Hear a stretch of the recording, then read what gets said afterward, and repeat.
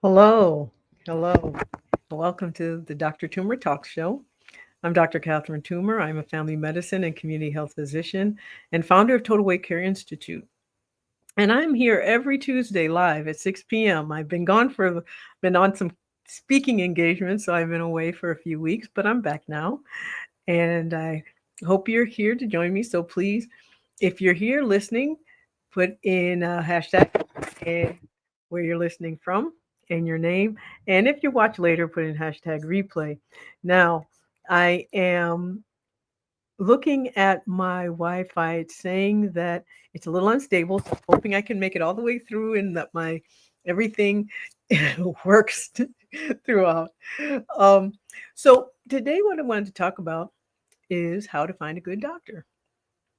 So, the question for you: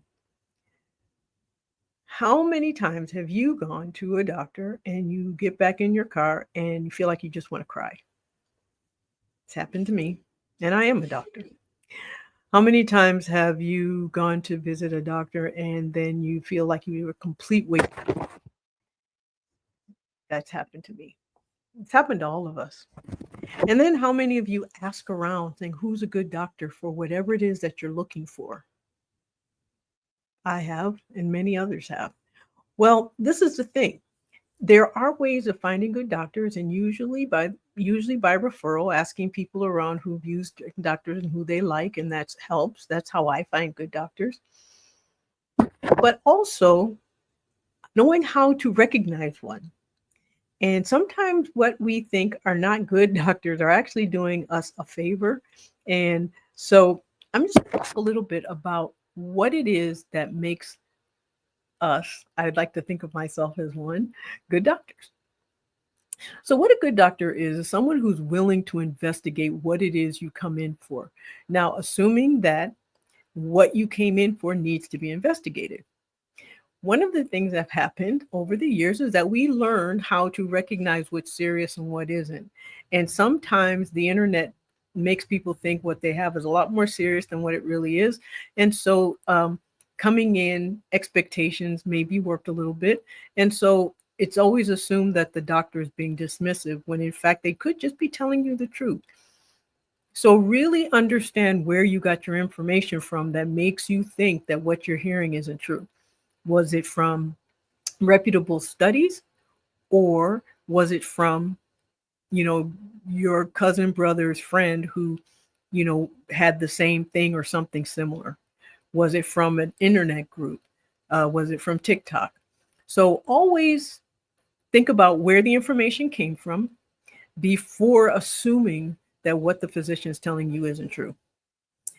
The other thing that makes a good doctor is one who takes all of you into consideration, not just what's wrong with you physically, but also he takes into your consideration your psychosocial makeup. They want to make sure they pay attention to how you feel, not just what you're feeling, if it's pain or something else, but how you feel and what your life is and how you maneuver through that life. Because when it comes time to make a decision about what happens next, it's really important that those things are taken into consideration. The other is they use time very efficiently, and so can get to the bottom of why you're there rather quickly. And unfortunately, it may feel rushed sometimes, but partly because the way insurance reimbursement works, particularly with Medicaid and Medicare that just got slashed again, in order for doctors to keep their lights on, they have to see a certain number of patients a day. And sometimes it's just not physically possible to spend more than 15 to 20 minutes with a patient, unfortunately.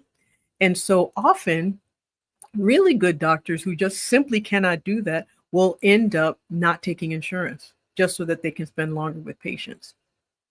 But I can tell you one thing that doctors are not: good doctors are rarely on time.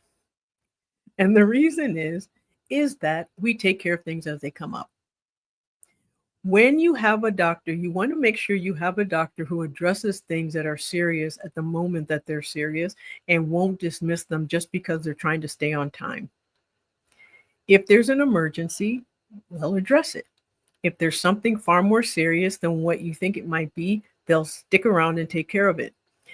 But what that does is often put them behind. And so when they end up seeing other patients, they're often behind. So often when your doctors are late, it's because they're actually good and they're listening to the patients they have before you, or they took care of an emergency before you. The other is good doctors aren't always readily available. Because of this time of electronics where we're able to kind of send messages whenever, send emails whenever doing, that the assumption is you're going to get a response right away. That's just not realistic, especially when you have a person who's spending all day with patients and they often don't get to messages till the end of the day. And that end of the day could be several hours later than what they anticipated, and they still have families, they still have a life, and they cannot get to those things. So it may be the next day. So good doctors often take sometimes 24 to 48 hours to respond to a message. So that's what good doctor isn't, is always readily available. Another thing that a good doctor isn't is we don't always have the best bedside manner. Now, everybody has good days, everybody has bad days, and sometimes those bad days can come through. So when they do, sometimes you just got to give them a little grace. Now, if you go to somebody and they're that way all the time, and every single time you go to see them, then that might be something either to discuss with them or to consider what is really going on. And before I continue, I just want to say hello because I am back after being gone for quite some time. So hello, Denise. I'm not sure who Ocean Plays is, but I like the name. And hello, Claudette. How are you? So again, if you're here, say hello, tell me where you're listening from. And if you're listening later, put in #replay. And before I continue, follow me on YouTube. Subscribe to my YouTube channel. I do respond to the comments that come in. If you have questions, I respond to them. So if you want to get in touch with me, that's a good way, or you can contact me through help@drtoomer.com. Hello, Denise. How are you? All right. So how to find a good doctor. Now, again, doctors are human. We are. And we have bad days. So give us grace, just as we do for you. Many good doctors are put in bad situations. And like I mentioned earlier, insurance companies sort of dictate how much time we can spend with the patient because if we want to keep our lights on. Sometimes if you have a patient who's going through a particularly hard time, you're not just going to rush through an appointment and then leave. I am a family medicine physician, and there have been many times when I've been with patients who've lost a family member that morning or the day before, and they didn't want to cancel their appointment because, as we know, especially with primary care doctors, it can be a long time before you can reschedule. So they'll keep their appointments. But when they walk in, it's very clear something's wrong, and I'm not just going to leave them in their time of grief. Yes, it may put me behind, but I think that if for most people who are in that situation, they would hope that if they came in contact with someone who may be able to help in some way more than just saying, "Oh, I'm sorry," will not just walk away. So good doctors, like I said, are rarely on time because we do spend time with people who need us.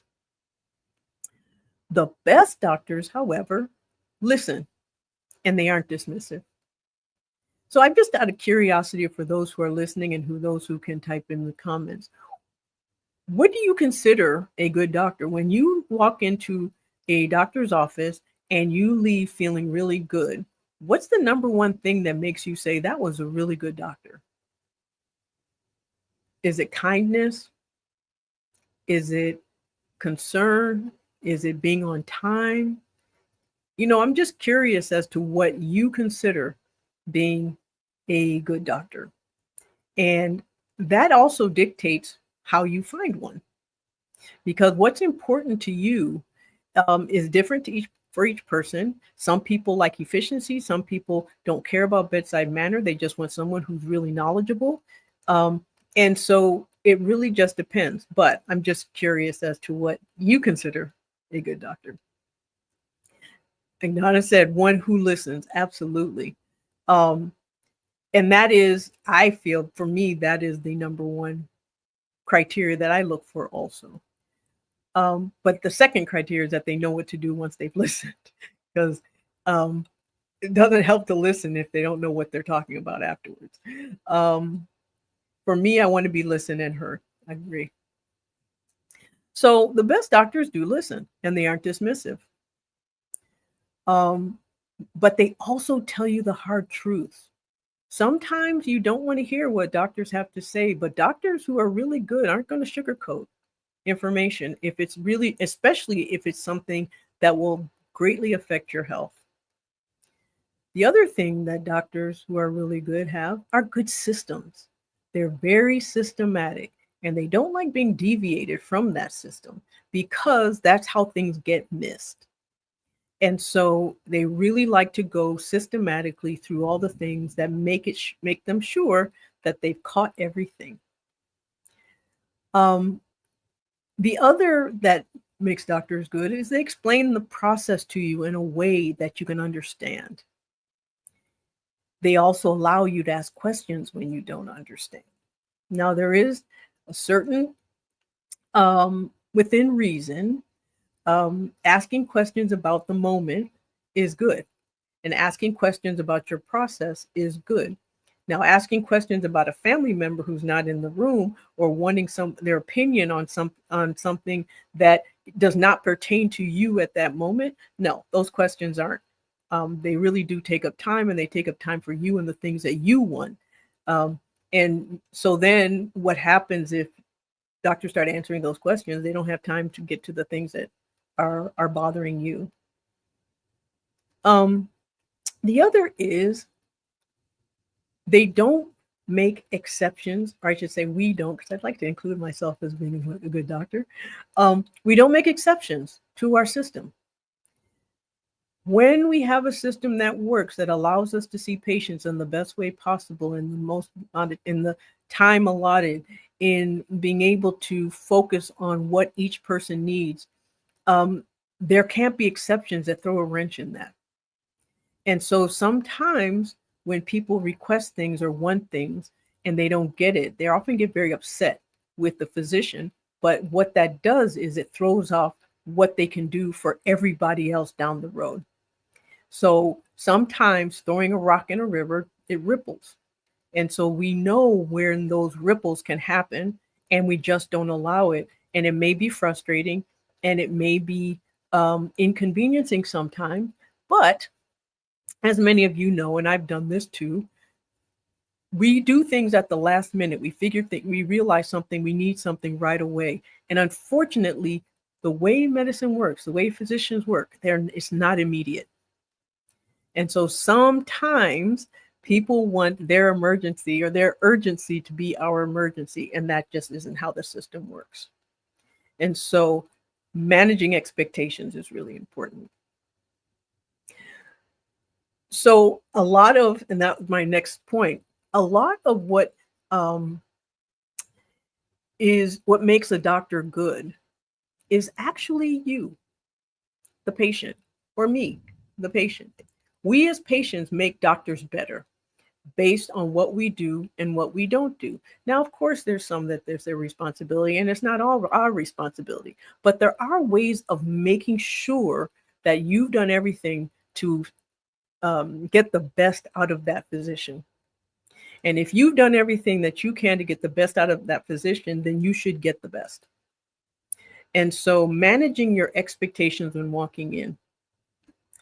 Physicians are not miracle workers. They cannot make a pain go away that you've had for years with one prescription, within one appointment, without doing any investigation, no matter how much has been done before. When you see a new physician, they're going to start at the beginning, no matter what other doctors have done. They're going to reinterpret the information that they're given. They're not going to use that information, especially if it's older than a certain amount of time. So it's really important to understand when going to see a physician, especially a new one, that they're going to start over. So one of the things I always recommend is if you see a physician, keep seeing the same one so that they can go to the next step. Otherwise, you go to a new one and it's just going to start all over. We can't make time. So when insurance companies essentially dictate how much time we can spend with a patient, we can't make that time longer. And we can't increase how long it takes or decrease how long it takes for something to happen. So expecting a long-term symptom to be relieved immediately shouldn't be expected, and therefore managing expectations is very important. The other is making a list of your complaints by priority. Because time can be limited, there's only a few things that can be addressed within the amount of time that you have. Always bring up the most important first. Knowing your medical history is also very important. Now, a lot of times, and even as a primary care doctor, I'll have a new patient and I'll have gotten 200-300 pages worth of information on that patient before I see them. There's no way possible that I can get through all of it. And so having a summary of your medical history, a list of your medications, a list of your diagnoses, a list of the surgeries you've had, a list of all the doctors that you see. Those things are all the list of times you've been hospitalized. And if you've been to an emergency room like soon before seeing a doctor, make sure they know that so that they can address those things. Because obviously if something was serious enough to send you to the emergency room, that's something a doctor should know as soon as they see you.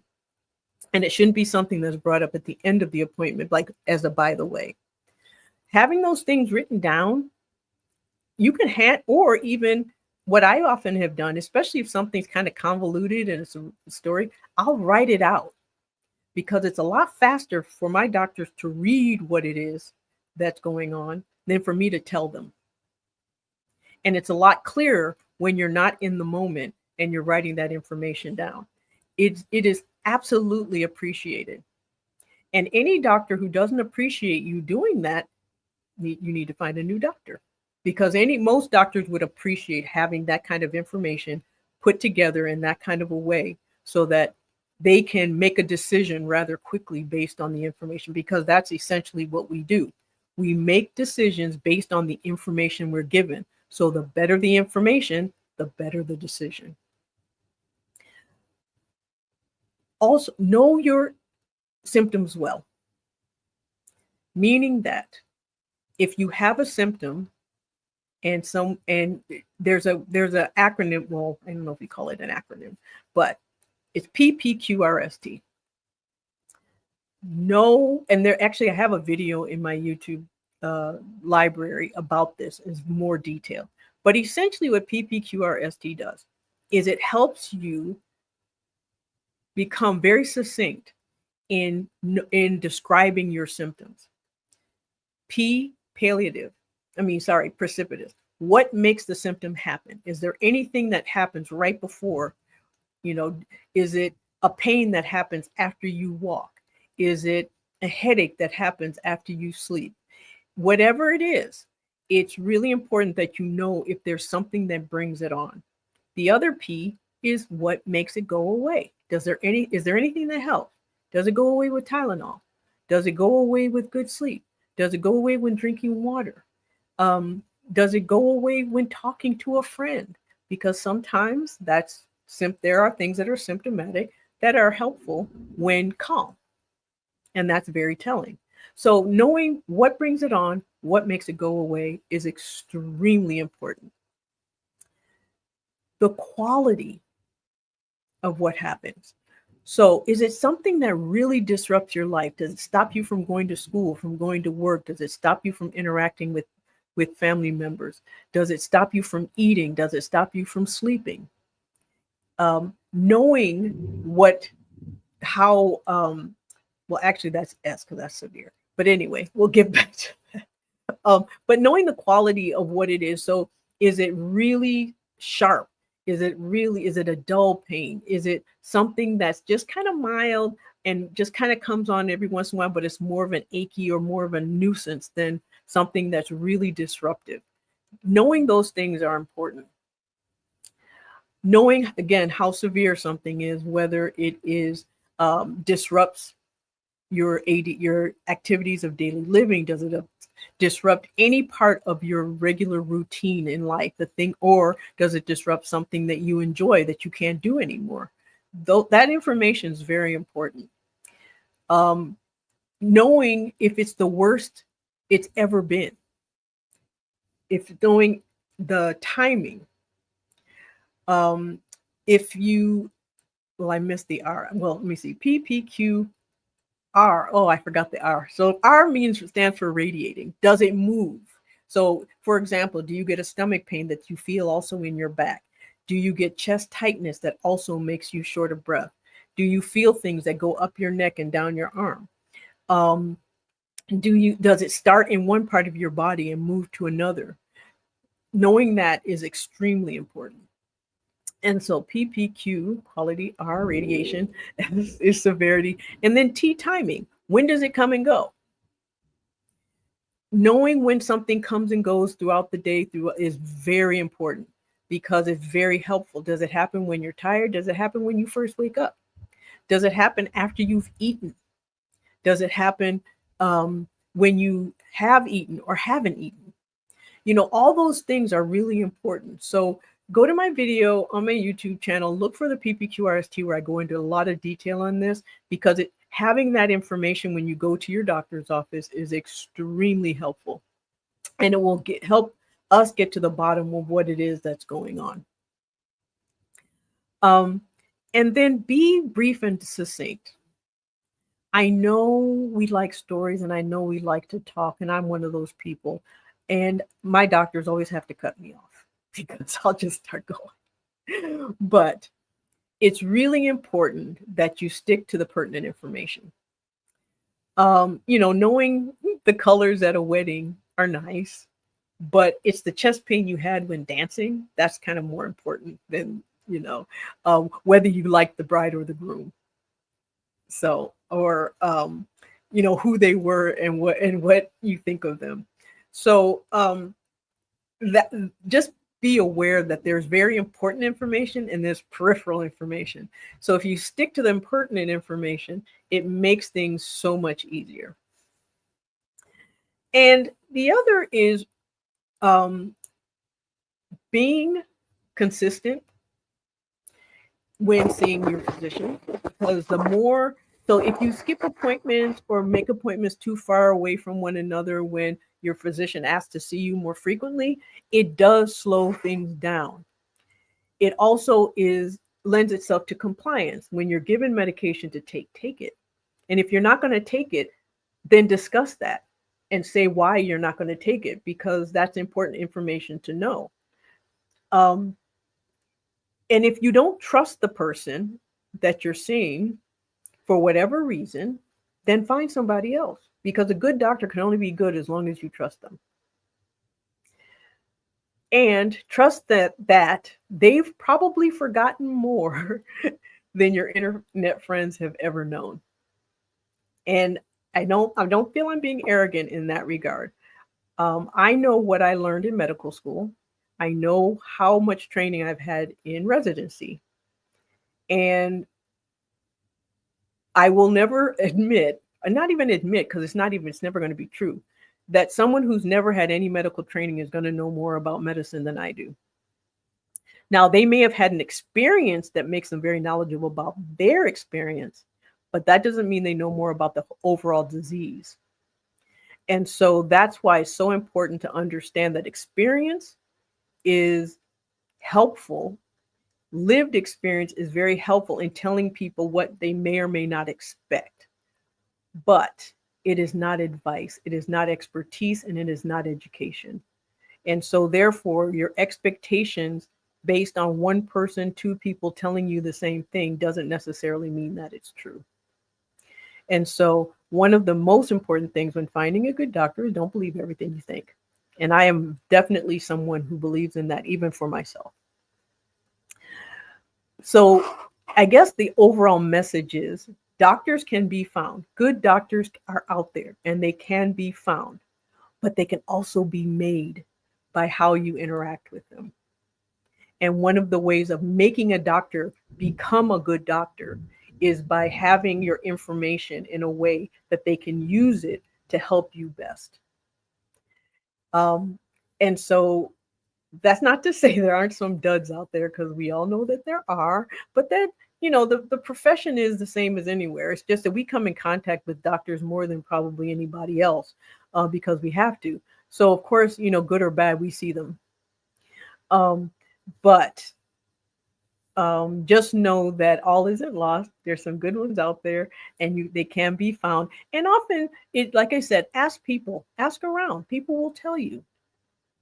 Now, the other thing, though, to be very clear about is that sometimes when you see a doctor and we're already scared before we walk in, we transfer that fear onto them.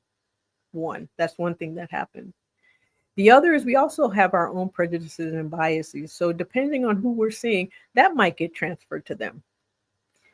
The other that happens is that if we put a lot of importance into someone stopping and listening to us, that is fine and that's good. But understand what that means. Does it mean they're having eye contact with you? Does it mean that they're writing so that as you're talking to them, they're making sure that they get their note written so that they never forget what it is you told them? And understanding that information is how we function. So how we gather information is the most important part of that interaction. And so making sure that the information you give is good information. The other I forgot to mention is allowing doctors to pivot. Good doctors may pivot. But we hear something else that we know is way more serious, and we'll focus on that. And so sometimes it is frustrating. You walk away saying, but I came in for this thing and all they wanted to talk about was that thing, because that thing can kill you. This thing can't. We always go for the thing that is the most serious. But it's our responsibility as physicians to explain why we've pivoted. And so you can always ask, why are you focusing on that and not focusing on this? And sometimes doctors may tiptoe around it because they don't want to scare you, but ask. Are you not telling me because you're trying not to scare me? You can ask those questions. We're human. We're not, above anybody else. So before I continue, I do want to say hi to Donna. Thank you for coming. Denise, Lynn, and Marcia. Thank you. Yes, I am back. Donna said, thank you for my gems of wisdom. I appreciate it. I'll be sending people to your talks. Thank you, Donna. So if you have any questions, you can put them in the chat right now. If you think of any questions later, you can write to me at help@drtoomer.com, or you can put your questions below the videos. I will answer them. For anyone who's written to me, they know that I do respond, and I respond to questions. So if you have any questions, you can put them in now. This is something that's halfway short and sweet. Got it in 30 minutes. I try to keep it a little short so that you can have time to listen and digest it and get your questions in. So if we don't have any questions, I did miss you guys. I'm so glad I'm back. And I will see you again next Tuesday at 6 p.m. Eastern for the Dr. Toomer Talk Show. And if between now and then, if you have questions that you come up with, either you can save them for next Tuesday, or you can write to me, email me, or ask me after the video. Good night.